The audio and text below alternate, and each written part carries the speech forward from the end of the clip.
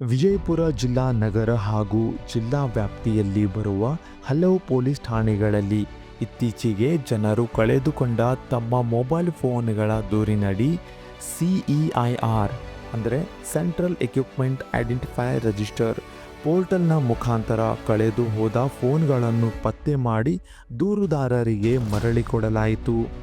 ಇದರಲ್ಲಿ ಪ್ರಮುಖವಾಗಿ ಆಲಮಟ್ಟಿ, ತಾಳಿಕೋಟಿ, ವಿಜಯಪುರ ಗ್ರಾಮೀಣ, ಇಂಡಿ ಗ್ರಾಮೀಣ, ನಿಡಗುಂದಿ, ಕಲಕೇರಿ, ಆದರ್ಶ್ ನಗರ್, ಸಿಂದಗಿ ಠಾಣಾ ವ್ಯಾಪ್ತಿ ಸೇರಿದಂತೆ ಹಲವು ಜನರು ತಮ್ಮ ಕಳೆದು ಹೋದ ಮೊಬೈಲ್ಗಳನ್ನು ಮರಳಿ ಪಡೆದು ಸಂತಸ ವ್ಯಕ್ತಪಡಿಸಿ ಸಮಸ್ತ ವಿಜಯಪುರ ಜಿಲ್ಲಾ ಪೊಲೀಸರಿಗೆ ತಮ್ಮ ಹೃತ್ಪೂರ್ವಕ ಧನ್ಯವಾದಗಳನ್ನು ಸಲ್ಲಿಸಿದ್ದಾರೆ.